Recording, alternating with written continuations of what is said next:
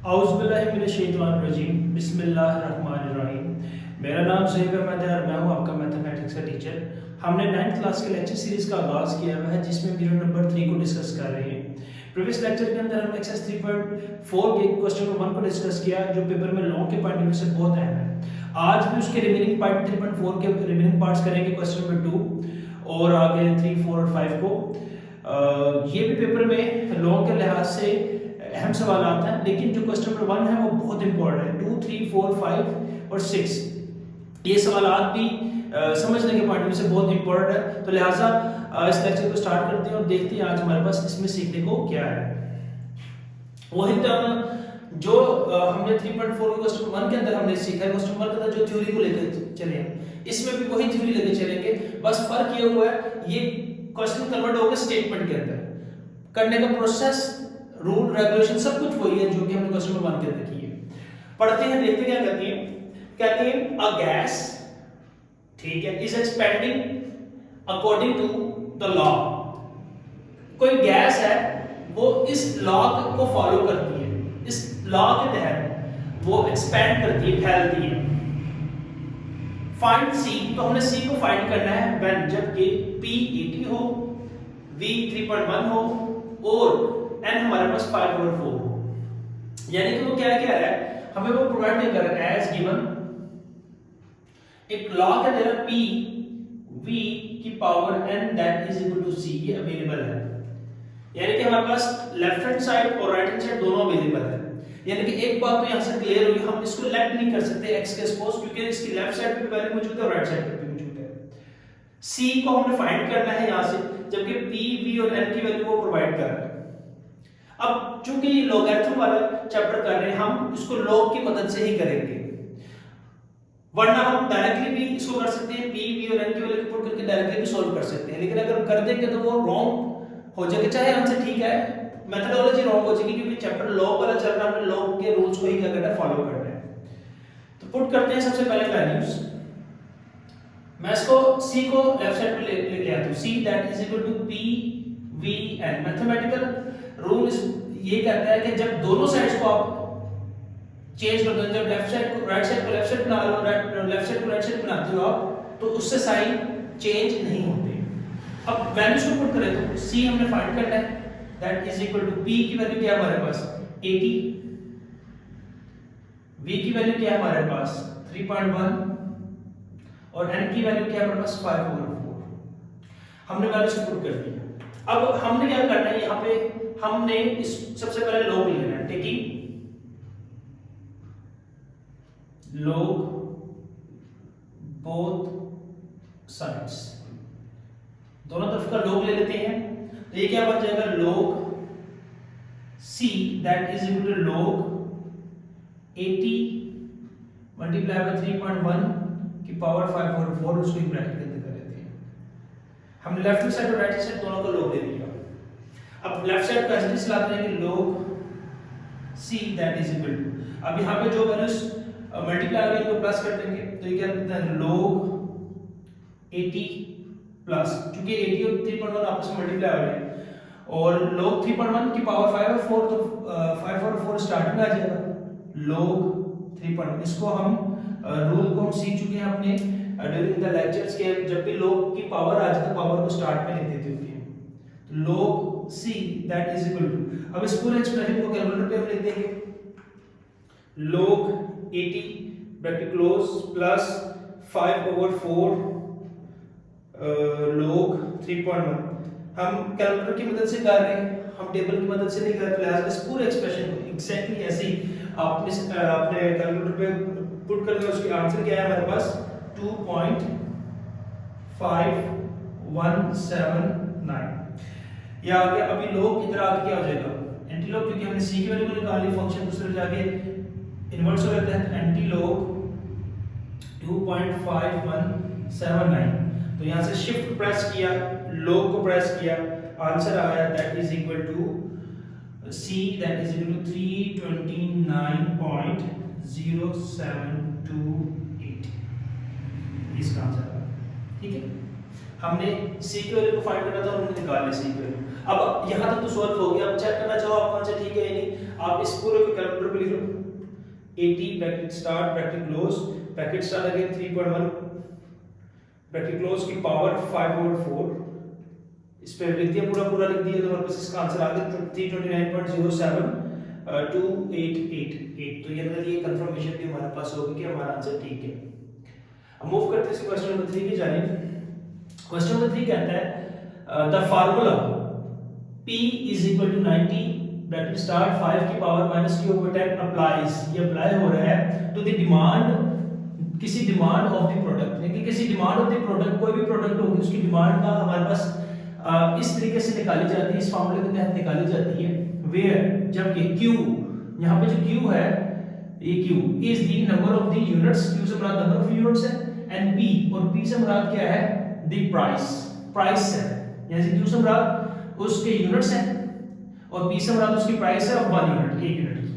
How many units, कितने units will be demanded, कितने units की डिमांड की जाएगी, तलब की जाएगी इफ अगर द प्राइस इज 18, अगर प्राइस p की वैल्यू क्या होगी। तो सबसे पहले देखते हैं अवेलेबल क्या है, हमारे पास अवेलेबल है एज फार्मूला क्या, p that is equal to 90 bracket start 5 की power minus q over 10 available है। इसमें कौन सी वैल्यू उसने दी हुई है, उसने हमें प्राइस दी हुई, p की वैल्यू दी हुई है 18 इज इक्वल टू 90 5 और माइनस q ओवर 10, और वो ये जो कह रहा है how many units will be demanded, demanded unit को हम किससे डिनोट करते हैं, q से, हमने यानी कि इसमें से q की वैल्यू को फाइंड करना है। ठीक है, अब हम इसको लॉग की मदद से करेंगे, taking log both side, taking log both sides, दोनों को लॉग ले लेते हैं। Log 18 is equal to log 90 bracket start 5 की पावर माइनस q ओवर 10, और उसको होल ब्रैकेट के अंदर हमने क्लोज कर दिया। अब यहां से हमने q को अलग करना है, इस q को वैल्यू को निकालना है। अब कैसे निकालूंगा जरा ध्यान से समझिएगा। log 18 फिलहाल एज इट इज लिखा रहने देते हैं इज इक्वल टू, अब ये log मल्टीप्लाई तो मल्टीप्लाई करते हैं log 90, अब 5 मल्टीप्लाई हो रहा है तो साइन किसका आ जाएगा, पीछे प्लस का आ जाएगा, log 5 की पावर माइनस q ओवर 10। अभी मैंने पावर को खुद ही स्टॉप लिखा है, मैं आपको बताता हूं मैंने क्यों लिखा है। log 18 that is equal to log 90। अब जरा रुकिएगा, ये पावर क्या आ जाएगी, स्टार्ट में आ जाती है log की, और ये पावर के साथ साइन क्या माइनस माइनस प्लस क्या हो जाएगा माइनस, तो q ओवर 10 log 5 आ गया हमारे पास। ठीक हो गया। अब हमने करना क्या है, हमने करना ये है कि भाई इसमें से q को निकालना है, तो q निकालते हैं। ये log 90 इधर क्या हो रहा है प्लस, इक्वल से इधर आगे का हो जाएगा माइनस हो जाएगा, तो कितना आ जाएगा log 18 माइनस log 90। ओके, क्या रह गया equal to minus q over 10 log 5। अब log 5 इधर क्या हो रहा है मल्टीप्लाई, इधर आके डिवाइड हो जाएगा, और 10 इधर क्या हो रहा है डिवाइड, इधर आके मल्टीप्लाई। क्या मतलब log 18 माइनस log 90, ये पहले से इधर लिखा हुआ। अच्छा 10 इधर क्या हो रहा है डिवाइड, इधर आके मल्टीप्लाई हो जाएगा, और log 5 इधर मल्टीप्लाई, इधर आके डिवाइड हो जाएगा। log 5 is equal to minus q इधर है, क्योंकि हमने q की वैल्यू को फाइंड करा था तो उसको इस तरफ कर दिया। अब इस पूरे एक्सप्रेशन को हम कैलकुलेटर पे लेते हैं, फ्रैक्शन का बटन प्रेस करें, फिर उसके बाद लिखें 10 bracket start log 18 bracket close minus log 90 bracket close, नीचे फ्रैक्शन के नीचे डिनोमिनेटर लिख दें log, डिनोमिनेटर के अंदर लिख दिया log 5 क्लोज। अब पूरे को हमने जब प्रेस किया, मतलब कि जब हमने इस इक्वल टू किया तो हमारे पास इसका आंसर आ गया 10। अच्छा मजीद अगर आप उसको नहीं, अगर आपको समझ में आए तो आप एक काम कीजिएगा, आप पहले log 18 माइनस log 90 कर, आसान कर लेते हैं। हम log 18 लिखते हैं ब्रैकेट क्लोज, फिर लिखते हैं माइनस log 90। ठीक है, क्योंकि वो पूरा एक्सप्रेशन जो लिख रहा था वो लंबा हो जाएगा, आपको समझने में थोड़ी प्रॉब्लम होगी, तो हम क्या करते हैं, हम log 18 माइनस log 90 लिख लेते हैं। क्या आंसर है इसका, आंसर है हमारे पास 10। तो ये आ गया, ये log 18 में से log हमने क्या किया 10 को किया, 90 को माइनस किया, कितना आ गया हमारे पास, इसका आंसर आएगा माइनस 0.6989। अब ये जो आंसर है इसको डिवाइड करते हैं आप log 5 के साथ, हमने डिवाइड कर दिया log 5 के साथ, कितना आ गया -1 आ गया, तो इसकी जगह पूरी लिखेंगे -1 आ जाएगा। Is equal to minus Q. यहाँ पे क्या किया, मैं आपको फिर थोड़ा सा समझा देता हूँ मैंने क्या किया। देखिए यहाँ पे मैं लिख देता हूँ, आप कैलकुलेटर पे आए, कैलकुलेटर पे लिखें log 18 लिखें माइनस log 90 लिखें और डिवाइड का साइन। अगर आप डिवाइड नहीं करना चाहते log 5 डिवाइड कर दोगे तो माइनस होता है, तो यहाँ पे log माइनस log 5 भी लिखें। चलिए ये कर और 10, ये काम आपके लिए आसान हो गया। अब देखें ना ये 5 क्या हो रहा है, डिवाइड हो रहा है, आपको तो log में जो चीज डिवाइड होता है उसका मतलब माइनस होता है। अब इसको कैलकुलेटर के अंदर लिखें, इस पूरे अंदर वाले एक्सप्रेशन को लिखते हैं log 18 माइनस log 90 क्योंकि क्लोज, फिर लिखते हैं अब माइनस log 5 क्लोज। कितना आंसर आया हमारे पास, इसका आंसर आ गया हमारे पास -1। ठीक हो गया, तो -1 आ गया। अब -1 को हमने इधर पुट कर दिया, इसकी जगह पे -1 आ गया। -1 को 10 से मल्टीप्लाई करें कितना हो जाएगा हमारे पास, -10 हो जाएगा। -10 that is equal to -q, -9 से कैंसिल आ गया, तो देन फाइनली आंसर इतना कि q इज इक्वल टू 10। तो क्वांटिटी डिमांड कितनी होगी, 10 आ जाएगा हमारे पास। ठीक है, अगर आप नहीं समझ में आया तो आप इसको सिंपल भी कर सकते हैं, log 18 माइनस log 90, ठीक है, डिवाइडेड बाय log 5। यहाँ से यानी कि आप क्या कर सकते हैं, यहाँ पे जो माइनस किया आप इसको क्लोज कर दें, आप ना करें, क्योंकि अब वो क्या करें, क्योंकि ये इससे मल्टीप्लाई भी तो होगा 10 से, log 95। आप क्या करें, इस 10 को रख दें बाहर, इस पूरे एक्सप्रेशन को एक साथ कर दें। चलिए सबसे आसान काम, आप log 18 लिखिए माइनस करें log 90, जो आंसर है उसको डिवाइड करके log 5 से, तो आपके पास डायरेक्टली आंसर आ जाएगा -1। आप यूं कर लें, अब 10 को जब -1 से मल्टीप्लाई करेंगे तो आंसर -10 आ जाएगा, 10 -9 से कैंसिल हो जाएगा, तो क्यों हमारे पास इसका आंसर आ जाएगा। तो ये था इसका क्वेश्चन नंबर 3। अब मूव करते हैं इसको क्वेश्चन नंबर 4 की। क्वेश्चन नंबर 4 क्या कहता है, क्वेश्चन नंबर 4 कहता है if a is equal to pi r square, a अगर हमारे पास क्या हो, पाई r स्क्वायर के इक्वल हो, फाइंड a, तो हमने a की वैल्यू को तलाश करना है वेयर व्हेन, जबकि पाई की वैल्यू 22/7 है और रेडियस की वैल्यू हमारे पास r की वैल्यू 15 है। जैसे कि हमारे पास पाई की वैल्यू 22/7 होती है, इसको पाई की वैल्यू 3.142 भी हम लिख सकते हैं। ठीक है, दोनों ही वैल्यूज पाई की फिक्स होती है, 22/7 भी लिख सकते हैं और 3.142 भी लिख सकते हैं। ठीक है, अगर हम 22 को 7 से डिवाइड करें तो हमारे पास इसका आंसर आ जाएगा 3.142। ठीक है, तो हमारे पास वो क्या दे रहा है, as a that is equal to pi r square। Point में पुट करने का एक फायदा होगा हमें, मैं आपको बताता हूं सवाल के अंदर। तो हमने हमारे पास a फाइंड करना है, पाई की वैल्यू क्या है 22/7 और मल्टीप्लाई बाय r की वैल्यू क्या है हमारे पास 15 का स्क्वायर। हम इसको यूं लिख सकते हैं a that is equal to 3.142, जैसे कि पाई 22/7 की हम लिख सकते हैं 3.142 और 15 का स्क्वायर। अब हमें डायरेक्टली नहीं सोल्व कर सकते, हमने इसको क्या करना है, log किस तरह करना है, taking log both side, taking log both sides, कितना है log a that is equal to log 3.142 multiply by 15 का स्क्वायर, ब्रैकेट कर देते हैं। अब ब्रैकेट को ओपन करते हैं, log a that is equal to log 3.142 multiply by plus square है तो स्टार्ट में आ जाएगा 2 log 15, इसको हम बार बार डिस्कस कर चुके हैं। log a that is equal to, इस पूरे एक्सप्रेशन को कैलकुलेटर पे लिख देते हैं हम, log 3.142 bracket close plus 2 log 15 bracket close, इससे आंसर हमारे पास आ गया 2.8493। हमने a की वैल्यू निकालनी है, log इधर आके क्या हो जाएगा, एंटी log हो जाएगा, फंक्शन इक्वल से तरफ जाके इनवर्स हो जाती है, तो log का इनवर्स है एंटी log, तो anti log 2.8492, shift log press किया, answer that is equal to 706.95। ये हमारे पास एरिया का आंसर आ गया। ठीक हो गया, अब ये तो आंसर आ गया, चेक करना हो तो आप इसको पूरे एक्सप्रेशन को आप कैलकुलेटर में लिखें, 3.142 ब्रैकेट स्टार्ट 15 ब्रैकेट क्लोज का स्क्वायर, तो इसका आंसर भी आप देखें तो सेम आंसर है 706.95, तो इससे कंफर्मेशन भी आपके साथ साथ होती जाएगी।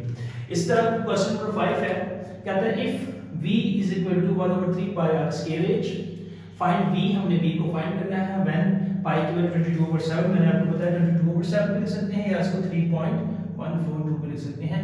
एंड आर हमारे पास 2.5 है और एच 4.2 है। आर 2.5 और एच 4.2 है।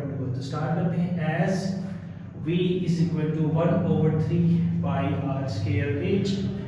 तो v that is equal to 1/3 pi की जगह पुट करो 3.142 और r की वैल्यू क्या है हमारे पास, वो है 2.5 का स्क्वायर और h की वैल्यू क्या है हमारे पास 4.2। Taking log both side, taking log both sides कितना है log v that is equal to log, इसी तरह 1/3 है ना, 1/3 को अगर हम डिवाइड करें तो हमें इसका आंसर कितना होता है 1 divided by 3 that is equal to 0.33। तो आप इसको 0.33 लिख दें, 0.3333, क्योंकि फ्रैक्शन में जब वैल्यू जाएगी तो माइनस भी आएगा, वो फर्क कोई नहीं पड़ता, आप बस निशानी करें। 3.142 मल्टीप्लाई बाय 2.5 का स्क्वायर मल्टीप्लाई बाय 4.2, इस सब को एक ब्रैकेट के अंदर लिख दें, क्योंकि अभी हमने log ली है। अब कितना आ गया log v that is equal to log 0.3333 plus multiply होता प्लस log 3.142 प्लस मल्टीप्लाई होता प्लस पावर तो स्टार्टिंग में आ जाएगी 2 log 2.5 प्लस log 4.2। ठीक हो गया। अब इस पूरे को कैलकुलेटर में लिखते हैं, ब्रैकेट स्टार्ट और sorry log 0.3333 bracket close plus log 3.142 bracket close plus 2 log 2.5 bracket close plus log 4.2 bracket close. ठीक है, पूरा एक्सप्रेशन कैलकुलेटर लिख लिया हमने राइट साइड पे। तो हमारे पास इसका आंसर आया log v that is equal to 1.4391। तो log जगह क्या है, log हो जाएगा v that is equal to nt log 1.4391। तो शिफ्ट log और आंसर को प्रेस किया तो हमारे पास इसका आंसर आ गया 27.4897। ठीक हो गया, तो v का हमारे पास आंसर निकल आया। ठीक है, तो कैलकुलेटर की मदद से सवाल बहुत ही आसान हो गए और पेपर में हमें लॉग टेबल तो मिलेगा नहीं, तो हमें कैलकुलेटर की मदद से ही करना पड़ेगा। तो बेहतर है पहले आप कैलकुलेटर से सीखिए। मजीद कंफर्म करना वो आंसर, इस पूरे एक्सप्रेशन को आप कैलकुलेटर पे लिख दें। तो यानी कि 0.3333 मैं 1/3 से 0.33 पुट कर रहा हूँ, multiply by 3.142 multiply bracket start 2.5 bracket close का स्क्वायर आ गया मल्टीप्लाई 4.2। तो आपके पास देखिए इसका आंसर कितना आ गया 27.4897। तो हमारा भी आंसर है, इससे कंफर्म हो गया। साथ साथ क्वेश्चन के आंसर्स भी कंफर्म होते गए। तो ये था आज का लेक्चर, उम्मीद करता हूँ आपको समझ में आई होगी। फिर भी कोई सवाल हो कमेंट सेक्शन में आप मेरे से पूछा करें। सवाल के दौरान अगर कोई गलती हो जाए किसी किस्म की, तो नीचे कमेंट सेक्शन में मुझे बताया करें, क्योंकि जाहिर सी बात है इंसान गलती का पुतला है, समझाते वक्त हमसे भी गलती हो सकती है। तो लिहाजा अगर कोई इशू हुआ करे तो नीचे कमेंट सेक्शन में बताया करें, ताकि मैं उसकी तरदीद किया करूं, अपनी गलती जो हुआ करे उसको माना करूं और उसको हम दुरुस्त किया करें, ताकि हम आपस में कोऑर्डिनेशन से चीज़ों को बेहतर से बेहतर अंदाज में सीख सकें। फिर भी कोई सवाल हो कमेंट सेक्शन में पूछिए आप मेरे से। अपना बहुत ख्याल रखिएगा। मिलते हैं नेक्स्ट लेक्चर में। अल्लाह हाफिज़।